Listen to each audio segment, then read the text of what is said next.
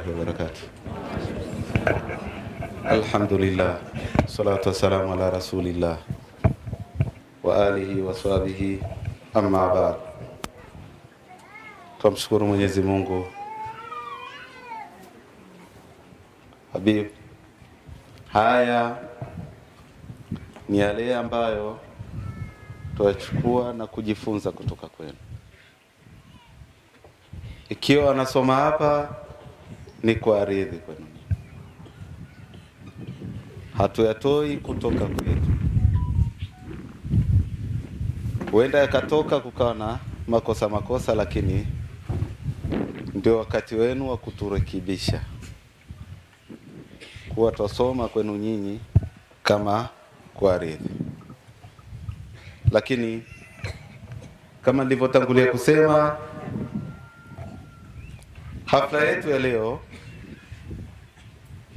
kama ilivyokuwa kawaida ya hafla nyingine, sisi hukutanishwa na bwana, mtu alofanya kazi kubwa sana,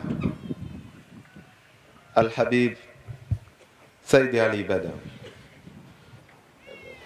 Mpaka shekhe letu akaamua atengewe siku yake kwa mwaka, na imekuwa na kukua mwaka hadi mwaka mpaka leo hii. Ukitizama, tulisema imetoka kuwa siku moja ikawa siku mbili, lakini mwaka huu umeiona imekuwa kama siku 3 hivi 4, na insha Allah tulisema itakuja mpaka itakuwa wiki ya Al-Habib Said Ali Badawi. Tuko na wageni ambao ndo haswa wakusudiwa na walengwa hafla hii, ambao ndo wanatuongoza katika hafla hii takriban siku 3 kama si 4. Ni Said Ahmad alianza kuingia takriban siku 4 kabla, lakini kapata dharura na yuko anakuja, ataungana nasi. Wakaendelea kuja na wakaja mpaka leo hii bado walikuwa wanaingia. Tumewapokea wageni wetu. Kubwa katika hafla hizi ni kujifunza nini kimeleta hafla hizi. Ni uwekezaji. Hizi ni watu wamewekeza, leo sisi tuvuna matunda. Na sisi leo kuna uwekezaji. Hafla hii tunataka kuwafundisha watu uwekezaji uliokuwa bora kuliko uwekezaji mwingine aina yote.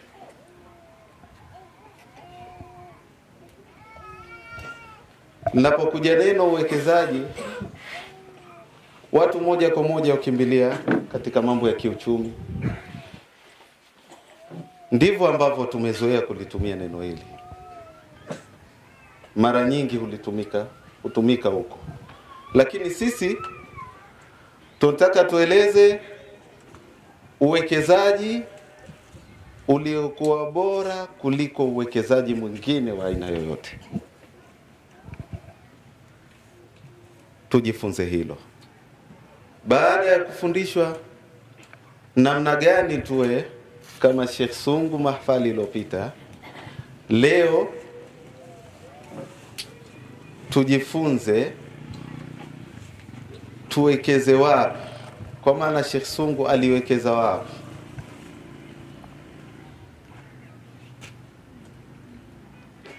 Katika mafundisho yetu ya dini, kitu cha kwanza kwa mwanadamu ni ilmu,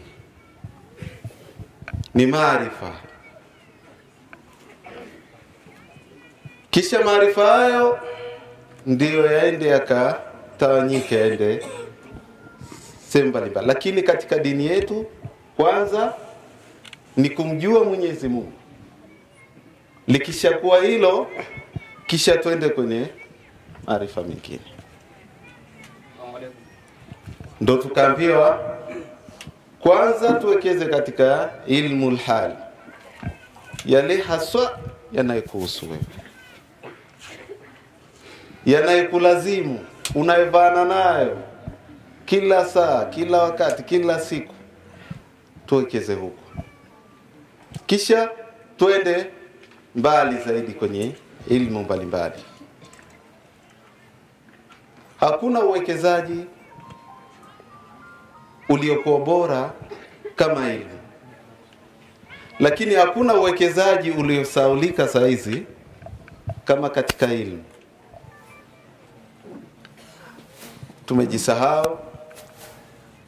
Leo twazungumza hapa hasa huku kwa ummahati, kwa kina mama ambao tulielezwa nyinyi ndo mkitaka mambo yawe yatakuwa,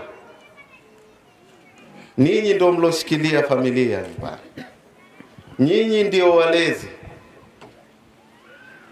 Na tukitaka ilmu tuanze wadogo kabisa, kama tulivyofundishwa na Bwana Mtume sallallahu alayhi wasallam. Ilmu manake tunaanza katika malezi, ndo hata zikagawanya zile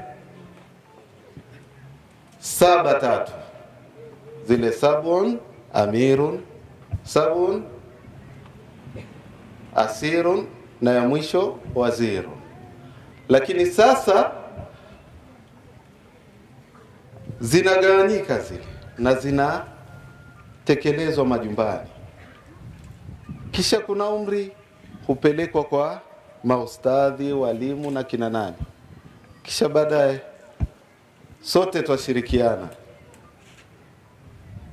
na kijana awe naye ni sehemu ya maamuzi ya familia, ndo waziri. Kwa hiyo tukizungumza ilmu, nyinyi wanawake mna sehemu kubwa na mna dori kubwa la kuwezesha uwekezaji huu.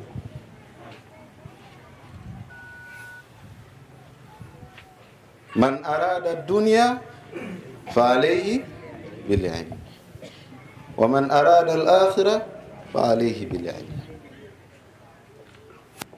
Atakaitaka dunia ni ajilazimishe na ilmu. Ukondo kuwekeza kuliko kwa bora, huku tuambiwa hivi. Na atakaitaka akhira pia awekeze katika ilmu. Atakaitaka vyote viwili hivi awekeze katika ilmu. Ilmu ndo uwekezaji bora kuliko uwekezaji mwingine wote. Tukiwekeza katika ufugaji, tukawekeza katika magari, tukawekeza katika kitu kingine ambacho si katika elimu, yule mwekezaji ana misingi yake na ana taratibu zake za kielimu hutumia katika ule uwekezaji wake, ndo zile mali zikabaki. Ikiwa ataondoka wakabaki watu ambao wasiokuwa na ilmu, ni vigumu sana kubakisha utajiri ule. Kama ni ufugaji ule, ni ngumu kubakisha. Ukiwekeza katika ilmu, kitakachovuruga uwekezaji ule ni labda upatwe na kichaa, au Mwenyezi Mungu mwenyewe aamue kukuchukua, na huko utakuwa una hasara, kwa sababu utakuwa ujitambue pia. Ikiwa mpata kichaa na kalamu yako itakuwa imenyenyuliwa, sasa wewe utakuwa tena si katika watu wanaoingia hata katika hukumu, utakuwa una hasara yoyote. Kwa hiyo tuwekeze katika uwekezaji ambao tutadumu nao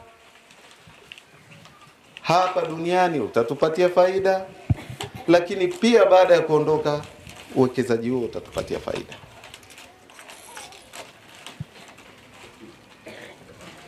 Hiyo ni mifano ya kiwanachuoni wa kielimu, wanatuambia tuwekeze, atakaitaka dunia tuwekeze, atakaitaka dunia awekeze katika elimu, na atakaitaka akhera pia awekeze katika elimu. Lakini pia kuna mifano mingi ya kiwalimwengu.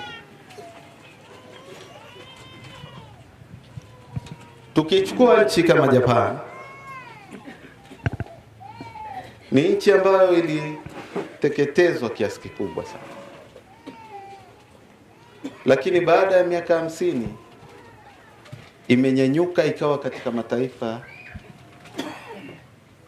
yaliyokuwa juu kuliko mataifa mengi, na ni moja kati ya mataifa ambayo yana maendeleo makubwa. Moja katika wana falsafa wa Kijapani asimulia namna gani walivyonyenyuka wakafika pale baada ya kuteketezwa, akihadithia kwamba na kujifakhiri yeye kwamba nchi nyingi sana, dola nyingi za kiwalimwengu zenyewe zinawekeza katika utajiri ulioko chini ya nyayo.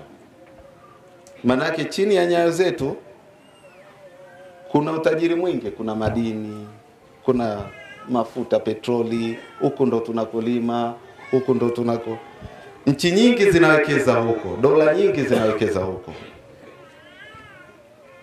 Kisha akasema utajiri huu una kawaida ya kuisha kulingana na wakati unavyokwenda. Leo ukisoma watu wanaosoma zile rasilimali zile, economic resources zile, utasikia watasema chuma ile baada ya miaka labda 50 utasikia petroli ya wapi itakuisha, sijui chuma cha wapi kitakuwa kimeisha, madini chuma sijui kitu gani. Inakadiriwa baada ya miaka kadhaa nchi fulani itakuwa imepoteza madini fulani kwa kuyachimba. Ndio anasema utajiri huo unaowekezwa na dola nyingi utakwisha kwa namna muda unapokwenda. Lakini wakati akijifakhiri namna gani wao wameendelea, akasema lakini sisi huku Japani tumewekeza katika utajiri ulioko juu ya maguu yetu. Utajiri ulioko juu ya maguu yetu ni utajiri gani? Manake alikilenga wao wamewekeza zaidi katika mabongo yao, vichwani mwao, na namna wanavyotoa utajiri ule na kupeana utajiri ule, wao wanasema unazidi na kuongezeka kila siku. Manake uwekezaji huo ni uwekezaji wa kielimu. Ndio yale maneno mengi katika kueleza elimu ile ya Imam Ali, kwamba wakati akihusia ile al-ilmu khairun min al-mali, al-ilmu yahrusuka wa anta tahrusul mali, al-ilmu hakimun wal malu mahkumun. Akafika paka akasema al-ilmu yazidu bil wal malu, ndo alikilenga pale pale, akaja akalenga maneno yale. Utajiri wao waliowekeza vichwani mwao huzidi na kuongezeka kadiri wanavyotoa na kupeana. Huu ndo uwekezaji bora kuliko uwekezaji wa aina yoyote.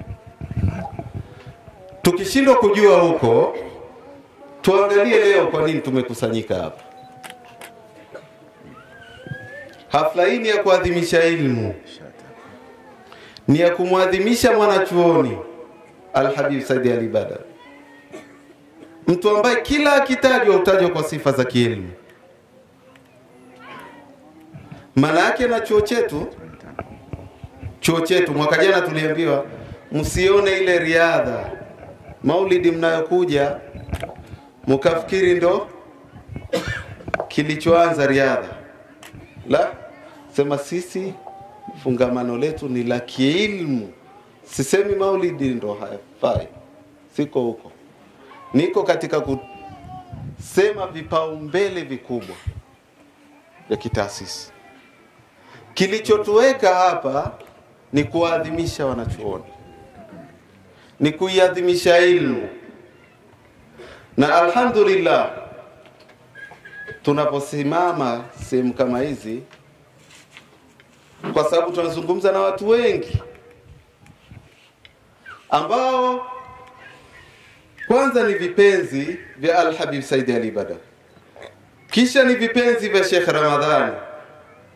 Ndio maana leo tumekusanyika hapa, na ni watu ambao waliingia hofu baada ya kusikia Sheikh Ramadhani amefikwa na mauti, lakini hofu zile zilitolewa na mahabaibu mbalimbali kutuonesha vitu hivi vilianzishwa na kuasisiwa kwa ikhlas. Walituambia madrasa hizi zimeanzishwa kwa ikhlas. Watu wa Masange hamna haja ya kulia wala kuhuzunika sana kwa kuondokewa na Sheikh, bali wengine wakasema inatakiwa mfurahie kuwa na mtu wa namna ile. Mimi nikitoa machozi hapa ni kwa kuwaona hawa walivyohudhuria. Naona wingi walokuja nao, sio naweza kusema ni furaha. Hayupo shekhe, lakini tunaijiwa na wageni na wanaongezeka kwa kiasi ambacho au kwa namna ambayo kwamba wakati tukiwa naye hapa kimwili hawakuwahi kufika kama hivi. Leo tuko naye kiroho na ndo yupo zaidi, tuamini ndo yupo zaidi, wanahudhuria mpaka wenyewe twastaajabu. Al-Habib, mahabaibu wote, sisi tunafurahika sana na tunafarijika sana tunapokuoneni nyinyi. Na kwa mwaka huu, miaka hii miwili, yale mlotuambia tumeyaona. Ni miaka ambayo tumepokea wanafunzi kwa wingi baada ya Sheikh kuondoka. Paka wenyewe tukawa tujiuliza,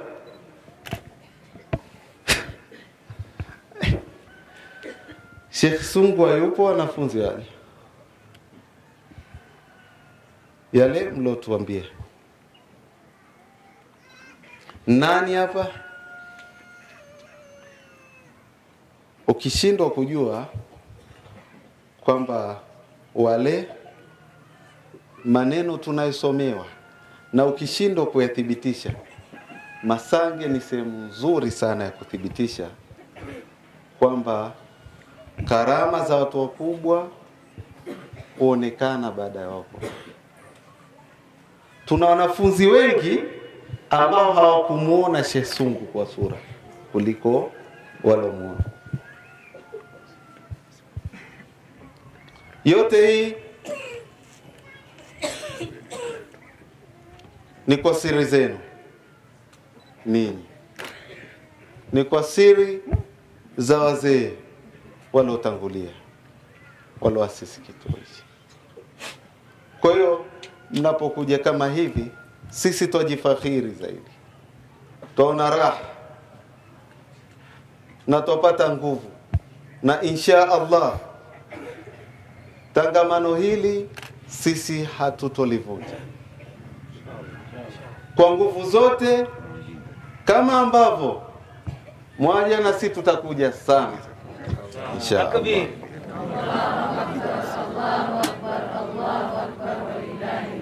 Tutakuja sana kwenye hafla mbalimbali ambazo zinatukutanisha kama hizi, kwenye maulid Salamu, kwenye ziara Mamburui, kwenye maulid Lushoto, kila sehemu ambazo zinatuunganisha sote tutakuwa pamoja, kama ambavyo wazee wametuunganisha na sisi tutaungana, hatutoacha.